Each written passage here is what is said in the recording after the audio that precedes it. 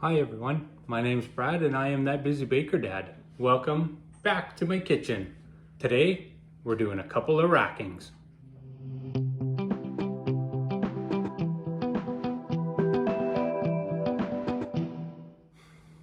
So it's been a couple of weeks now. So we're gonna do a rough rack of this Phoenix Blood mead, take a little taste as well. And we're gonna do our first full racking of the Witch's Brew mead. And I'll kind of explain the difference between the two. If you haven't seen how I made these two different brews, please go back and check my other videos. The Phoenix Blood is made with sweet cherries and jalapeno peppers. I don't even know if it's going to turn out, but we'll sure give it a shot. The Witch's Brew is with cranberries, and I made a special blend tea for that. Definitely go check them out. So first we're going to start with the rough rack of the Phoenix Blood. It's been about 20 days or so, so it's about time to take that fruit out and then just let the rest of it ferment in. So we're just going to pop the lid off here.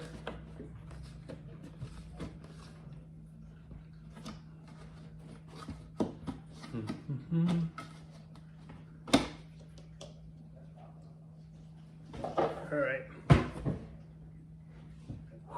That smells like it's got some zip to it. Before I start, I just do want to say that everything has been cleaned and sanitized. Just so you know, everything's nice and clean. You want to keep stuff clean and no contaminants or anything. So for the rough rack, we're just going to take all our fruit out. I've got a bowl here beside me to put it all in. And I'm going to squeeze out all the fruit. So I'm just going to pull out this bag. And we're just going to squeeze out all the juices out of this.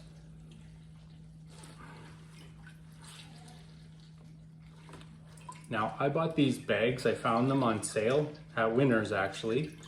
I think you can get them at grocery stores too. They're pretty cheap. And this is my first time using them. And I must say they're pretty darn handy. Other times I've made meads, I've just used cheesecloth and tied it up. That works as well. All right, that's about all I'm gonna get out of it. So we'll put that in our bowl. And I'm just gonna go wash my hands. So that's basically it for the rough rack. I am gonna take a little bit of a reading just to see how things are progressing along. Got my hydrometer and my turkey baster.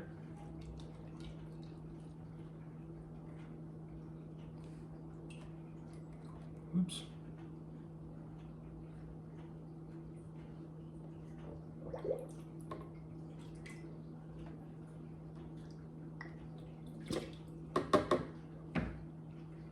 And I always want to kind of give it a little swirl, just so that way no bubbles or anything are sticking to it. So this is fermented out very well. It is sitting at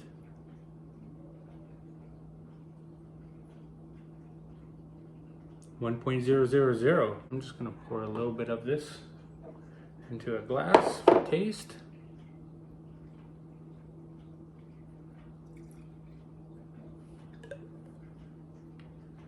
And the rest can go back. So I'm just going to make a quick little note about the reading.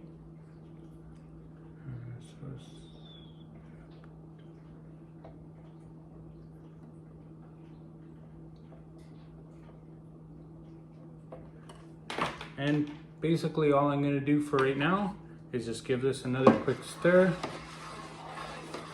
Just because sometimes that lease at the bottom, the yeast are still a little bit active.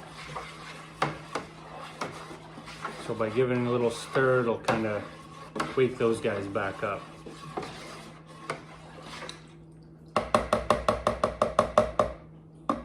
Okay, there's that, and we're just gonna pop the lid back on.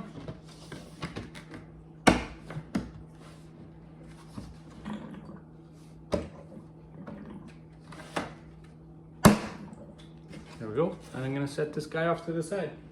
All right, now we'll give it a little bit of a taste, see what it's like.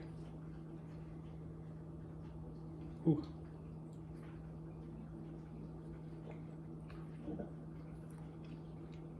Ooh. You get a lot of heat, but it has got a little bit of sweetness from those cherries.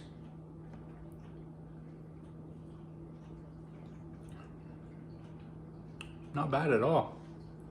Mind you, this is still really young, so we're gonna give it a lot more time.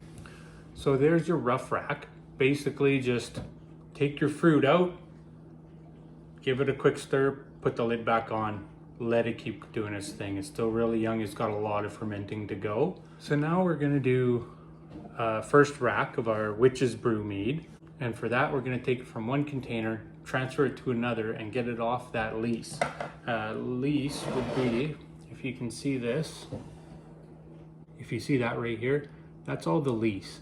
That's like the yeast and everything. It's all kind of settled on the bottom. It's not gonna harm you, but you really don't want that in there. You take that out, your brew's gonna clear really nice. The flavors will be a little bit better melded. So we're gonna, so I've got my auto siphon and some tubing. I'm gonna grab a bucket. I'm gonna put this up here. That. This bottle here. I'm gonna pop the airlock off.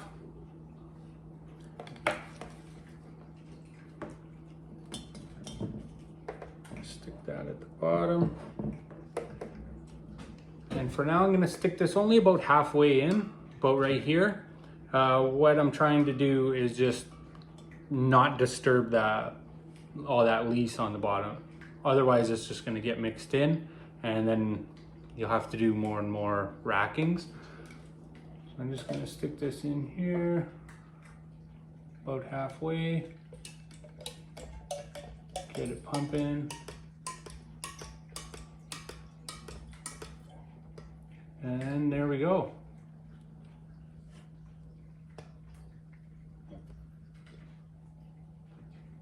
It's got a really nice pink color to it. So this is gonna take a few minutes. I'm not gonna make you watch all of this. And yeah, I'll come back when it's near the end. It's getting there. So now that it's nearing the bottom, I'm just gonna tilt this a little bit.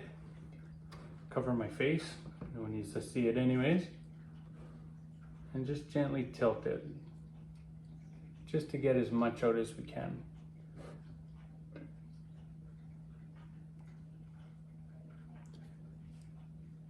Now, it is okay if some of the lease does get into your first racking, because now we're just gonna be letting it sit anyways, and it'll drop down and we'll do another racking. You can do as many rackings as you want to try to clear it as much as you want.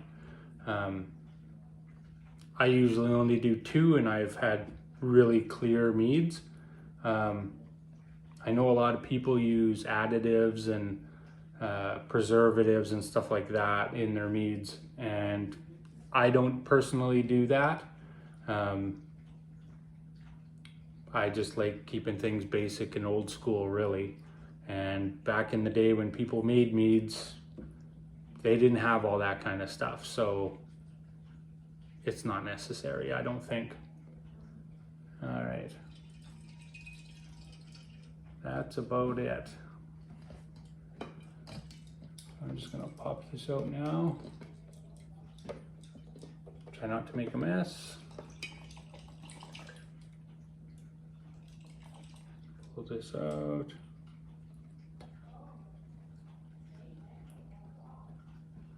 All right, put that to wash. Take this down. And I am gonna do a reading now.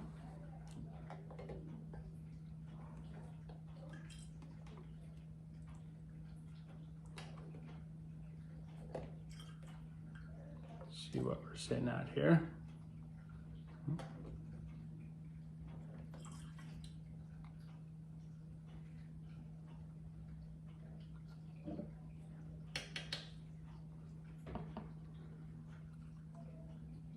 as well. Give it a little spin.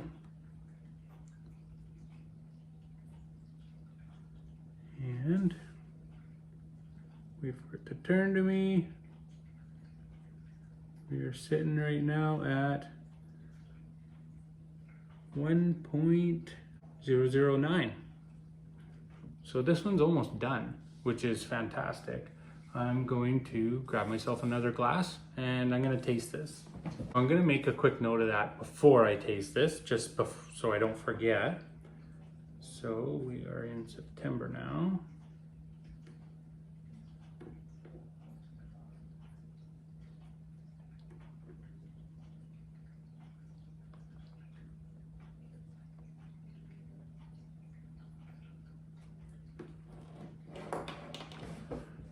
Okay, we're going to take this.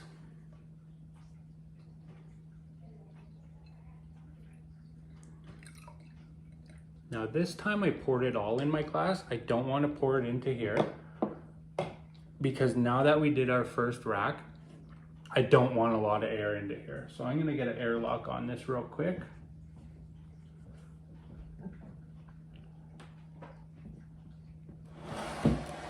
Move that off to the side.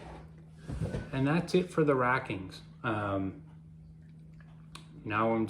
they're going to sit for a couple more weeks and we'll check in on them from time to time. Let's give this Witch's Brew mead a taste. It smells very fruity.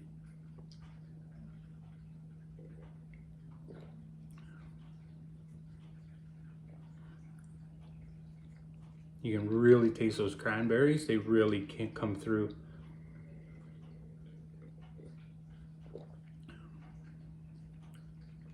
But that tartness is really downplayed by the tea that we made for it.